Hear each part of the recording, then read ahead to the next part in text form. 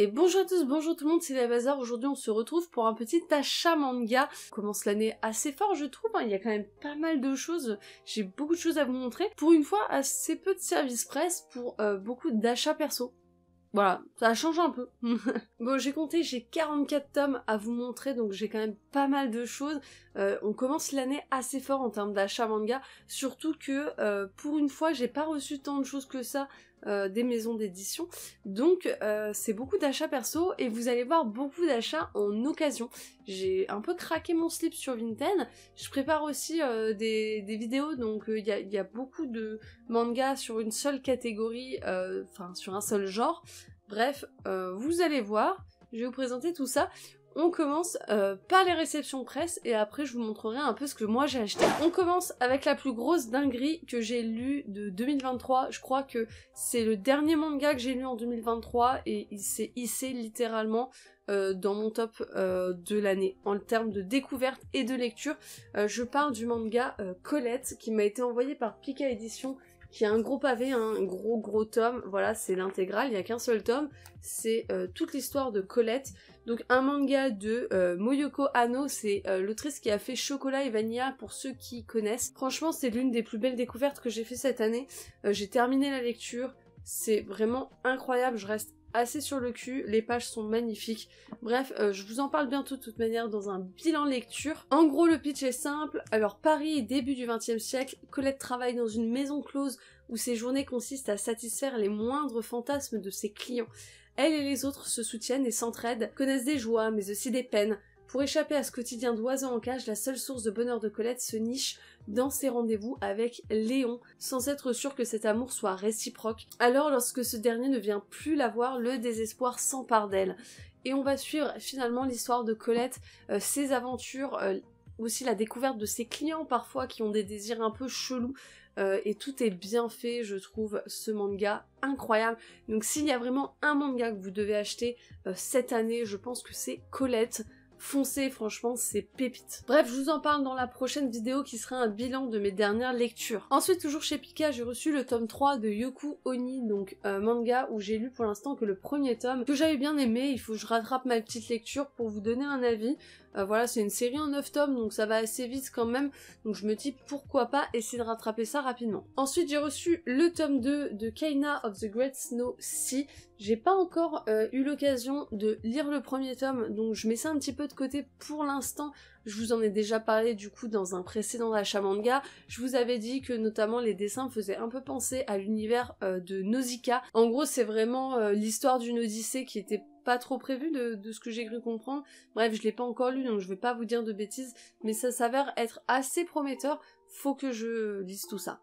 Toujours chez Pika, j'ai reçu le tome 2 de Une fille atypique. Je vous rappelle globalement qu'on suit l'histoire de cette jeune femme qui est autiste et qui va rencontrer un auteur. Ils vont finalement développer leur relation et on va suivre un peu leur péripéties. Voilà, je pense le lire assez vite, donc du coup je vous en parlerai pareil dans un prochain bilan lecture, pas celui qui arrive, je pense celui probablement d'après. On verra si j'ai le temps de lire tout ça. Ensuite, Pika m'a fait très plaisir et m'a envoyé l'édition limitée de Yona, princesse de l'aube. Voilà, c'est le tome 40 avec son petit artbook qui est très joli et de la taille du manga, donc ce qui est assez pratique quand même pour le ranger. On a plein de belles choses dans l'artbook. Voilà, on a beaucoup d'illustrations. Je crois que ça fait partie des artbooks les plus complets de Yona, princesse de l'aube, édité en Europe. Voilà, le manga, en tout cas l'édition limitée a fait fureur puisqu'elle a été très vite en fait out of stock, il n'y avait plus rien. D'ailleurs, Pika a annoncé une réédition, donc si jamais vous n'avez pas pu obtenir ce tome, sachez qu'une réédition est prévue en février.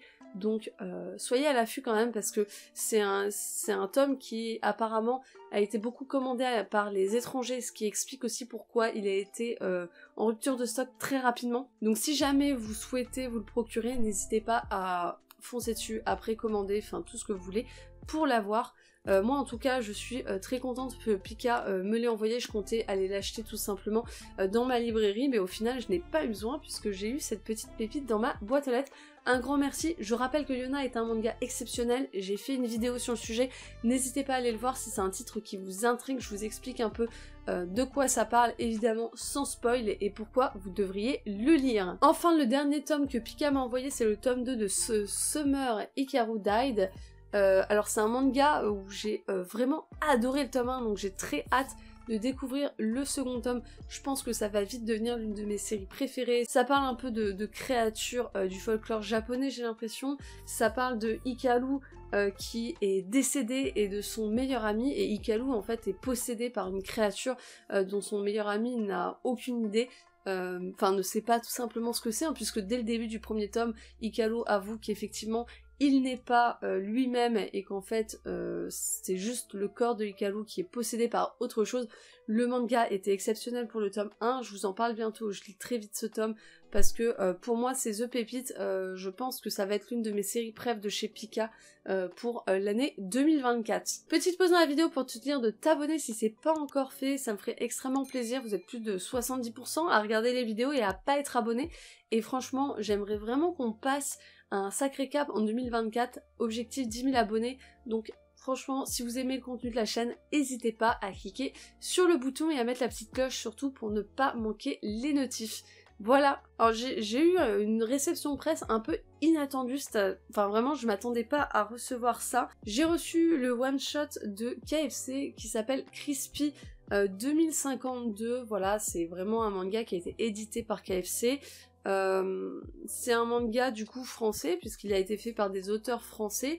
Je l'ai lu pour le coup, j'ai un avis assez mitigé dessus j'avoue.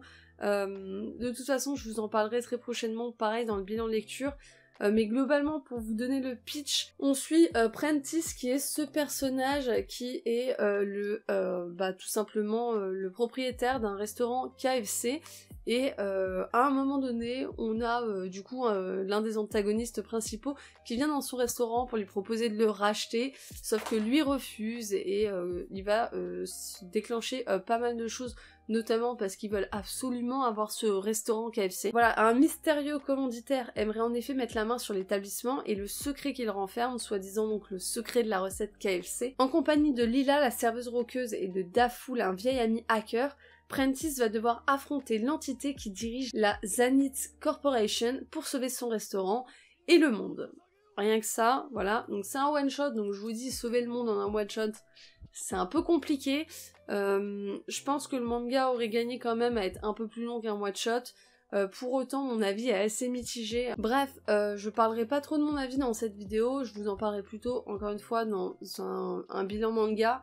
Mais voilà, j'ai reçu ce manga, donc merci à KFC de l'avoir envoyé tout simplement. Avec, j'ai eu le droit à une petite illustration et à deux petits autocollants du manga.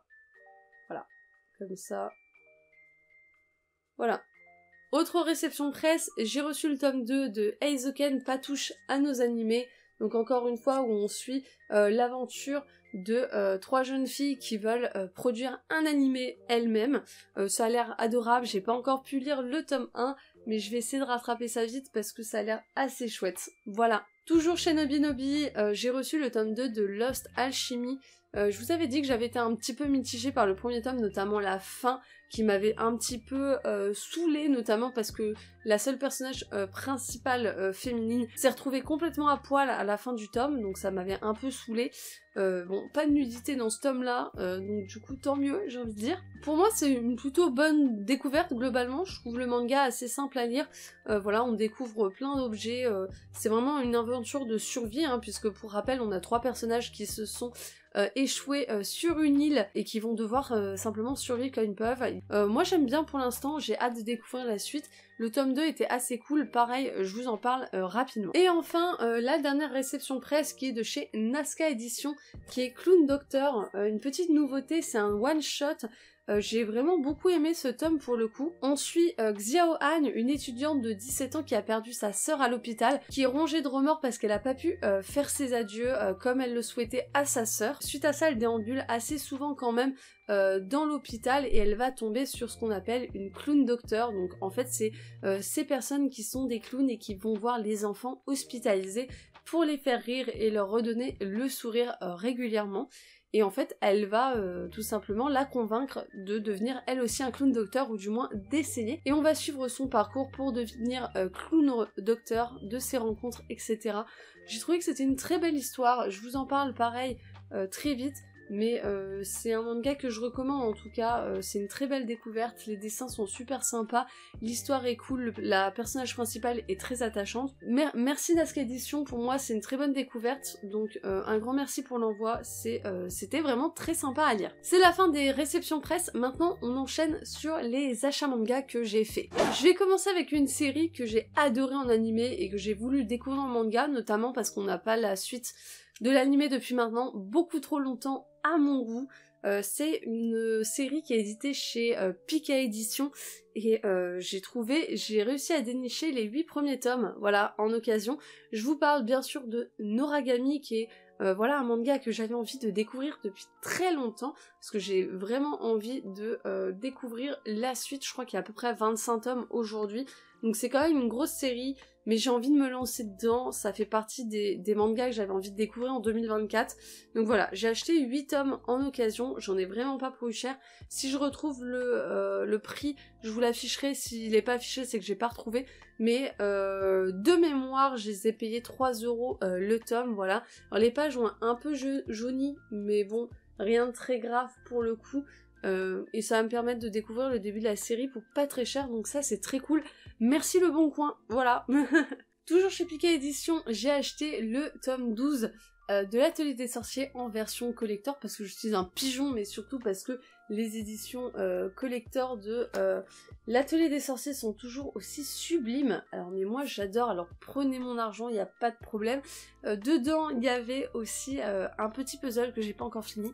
Voilà, donc qui est très très beau, je vous mettrai une petite image ici, si je n'oublie pas, voilà. Donc très contente de pouvoir continuer l'Atelier des Sorciers. Je me suis aussi acheté le petit collector de l'Attaque des Titans. Voilà le livre 34, alors comme vous pouvez le voir, je l'ai pas encore ouvert, mais ça ne saurait tarder, je le trouve vraiment sublime, j'ai vu pas mal de gens l'ouvrir et tout. Il est magnifique et je voulais me l'acheter. J'ai pas du tout la série Attaque des Titans au complet dans ma Mangatech, je pense que je l'achèterai jamais en étant honnête, mais par contre j'adore quand même SNK, donc je voulais quand même avoir ce petit coffret pour me rappeler de tout simplement les bons moments passés devant l'animé, ne serait-ce que ça, et peut-être qu'un jour effectivement j'aurai envie de le lire et que je l'achèterai, mais pour l'instant en tout cas je vais me contenter de ce petit coffret des quelques tomes que j'ai. Et puis voilà, je suis trop contente d'avoir pu me le prendre. Ensuite j'ai acheté le tome 7 de Windbreaker, voilà c'est un manga que j'aime beaucoup, je vous ai sorti une vidéo sur le sujet il y a vraiment pas longtemps, alors allez la voir si le titre vous intrigue. C'est un gros coup de cœur pour moi en ce moment, hyper chaleureux, hyper humain, avec de la baston. Si vous avez aimé Tokyo Revenger, il n'y a aucune raison que vous n'aimiez pas Windbreaker, même si globalement le principe est assez différent. Bref, je vous laisse aller voir la vidéo juste après celle-ci si ça vous intéresse, parce que voilà, je fais une petite vidéo de 8 minutes dessus, autant que ça soit renta. Ensuite, j'ai acheté le tome 6 de And Yet You're So Sweet, c'est un petit shoujo de romance qui est vraiment très sympa, que j'adore suivre. J'ai fait d'ailleurs une toute petite chronique sur Insta, donc n'hésitez pas à aller me suivre sur Insta, Twitter, etc. De temps en temps je pop des chroniques, des threads, etc. De mangas qui m'ont bien plu, mais où je ferai pas une vidéo complète dessus. And Yet You're So Sweet, c'est notamment son cas, c'est un manga que je suis, que j'aime beaucoup, que je trouve adorable, donc n'hésitez pas à aller jeter un coup d'œil à cette chronique sur Insta si ça vous intéresse. Maintenant chez Vega Dupuis, j'ai acheté la fin du bateau de Thésée, voilà, donc les 3 derniers tomes qui me manquaient. J'ai évidemment terminé la série, je vous en parle dans la prochaine vidéo bilan lecture. Voilà, gros coup de cœur hein, pour moi, c'est une série que j'ai adoré lire. Donc je suis hyper contente pour le coup d'avoir pu acheter ces 3 derniers tomes. Je vous ai parlé d'ailleurs de la série dans la vidéo avec Inès, je vous ai fait un petit synopsis, etc. donc n'hésitez pas à aller la voir si jamais vous posez la question de quoi ça parle. C'est un super thriller que j'ai dévoré, donc n'hésitez pas à aller voir. Chez Akata, j'ai acheté le tome 2 de Cherry Magic, voilà. C'est un tome, c'est un manga que j'avais adoré sur ce tome 1 qui m'avait envoyé. Donc je me suis fourni le tome 2, je vais continuer la série, c'est vraiment top. Pareil, je l'ai lu, toujours aussi drôle et aussi mignon. Donc c'est une très bonne lecture que je vais poursuivre en espérant que le tome 3 ne tarde pas trop à sortir. D'ailleurs, j'ai vu qu'il y avait un animé qui allait sortir. Donc plutôt cool pour le coup. Ensuite, une série sur laquelle je n'avais pas acheté de tome depuis très longtemps, qui est Dusk Maiden of Amnesia, voilà, chez Kana. J'ai acheté le tome 7 et le tome 8 que je n'avais pas. Je sais plus en combien de tomes c'est, mais globalement j'ai une grosse partie de la série. C'est une série que j'aimerais continuer. J'ai lu le début il y a très très longtemps, donc il va falloir que je refasse le début de la série. Mais j'avais envie de me fournir rapidement les tomes parce que ça fait longtemps maintenant que le manga est sorti et j'ai peur qu'ils finissent par plus être disponibles. Donc je me suis fourni les tomes, je vais me fournir au fur et à mesure la fin pour pouvoir le relire et apprécier parce que c'est un manga que j'avais adoré.